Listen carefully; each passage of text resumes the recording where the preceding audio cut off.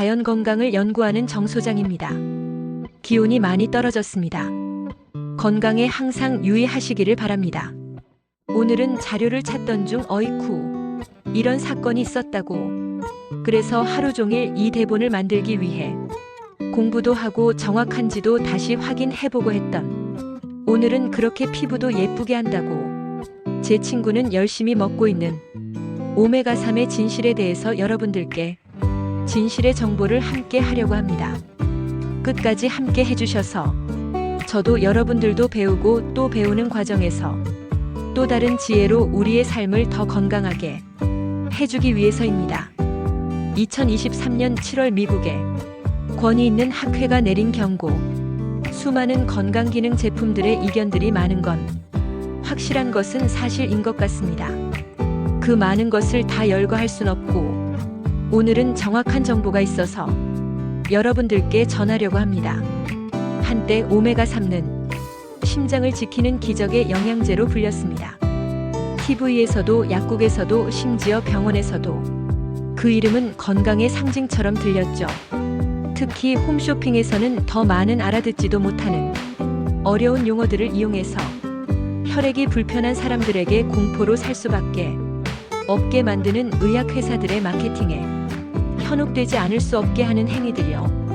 하지만 2023년 미국의 가장 권위 있는 심장학회가 놀라운 결론을 내렸습니다. 이제 오메가3를 더 이상 권장하지 않는다. 그들은 왜 그렇게 말했을까? 미국 심장협회, 미국 임상약학회, 미국 자문약사협회, 그리고 미국 국립지질학회 등 수많은 전문 단체들은 2023년 7월 발표된 공식 보고서에서 보충제 형태의 오메가3 EPA, DHA 복용에 대해 명확히 이렇게 말했습니다. 비처방 보충제 형태의 어유, 오메가3 지방산은 만성관상 동맥질환 환자의 관리에 추천되지 않는다. 그런데 말입니다. 환자에게 안 되는 것이 일반인들은 먹어도 될까요? 이 내용은 미국 심장학회 공식 학술지인 JACC, 즉 저널 오브 더 어메리칸 칼리지 오브 카디알러지 2023년판 보고서에 그대로 기록되어 있습니다.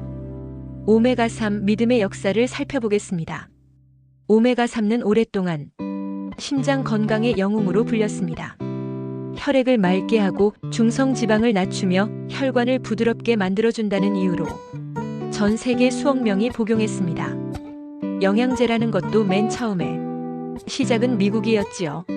시발점이었던 그 미국에서 실제 실험에서 효과가 없었으며 오히려 병자를 만들었다는 것에 근거 있는 의료계의 의견을 밝히게 된 것입니다.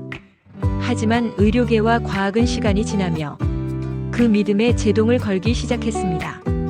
수많은 임상시험에서 보충제 형태의 오메가3는 심근경색, 협심증, 뇌졸중 같은 심혈관 질환의 예방에 통계적으로 의미 있는 효과를 보이지 못했습니다. 즉, 식사 속에 자연스럽게 들어있는 생선 기름은 도움이 되지만 알약 형태의 오메가3 보충제는 그만큼의 건강학적 이점을 확인할 수 없었던 겁니다. 숨겨진 부작용들을 실제의 실험으로 제약회사의 협력을 안 받는 권위 있는 기관들이 어떤 큰 제약회사의 눈치를 안 보고 지구인들을 향해 정도한 의견들을 내놓게 된 겁니다. 게다가 최근 연구들은 오메가3의 또 다른 그림자를 밝혀냈습니다. 2023년 PUBMED에 실린 여러 연구에 따르면 고용량의 오메가3 복용은 일부 사람들에게 심방세동 ATRIAL 피브릴레이션, 즉 부정맥의 위험을 높일 수 있다는 결과가 나왔습니다. 혈액을 지나치게 묽게 만들어 출혈성 뇌졸중 위험이 올라간 사례도 보고되었습니다. 즉, 건강을 위해 먹었던 한 알이 오히려 심장의 리듬을 흔드는 독이 될 수도 있다는 뜻입니다. 그래서 권위 있는 그 어떤 권력자들의 눈치를 안 보는 당당한 그 단체들의 결론을 내린 것이지요. 그래서 미국 심장협회를 비롯한 사명감 있는 여러 독립적인 의학단체들은 한 목소리로 이렇게 권고했습니다. 보충제 형태의 오메가3는 심혈관 질환 예방 목적에 근거가 부족하며 일부 환자에게는 해로울 수 있다. 일부 환자들이라고 하면 모든 건강한 사람들이 예방 차원에서 오메가3을 먹는다는 것도 아니지를 않을까요? 이는 제약회사의 후원이나 광고가 아니라 독립된 전문가들이 내린 과학적 판단이었습니다. 우리가 알아야 할 진짜 건강하게 사는 법. 그렇다면 어떻게 해야 할까요? 전문가들은 말합니다. 오메가3를 완전히 버리라는 뜻이 아니다.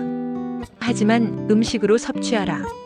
그래도 그 전문가들은 애둘러 말을 했지만 중요한 건 각자의 현명한 행동에 의해 결정이 되며 하물며 환자도 먹으면 안 된다는 것을, 아프지 않은 사람들은 먹어도 된다는 말은 아니질 않을까요?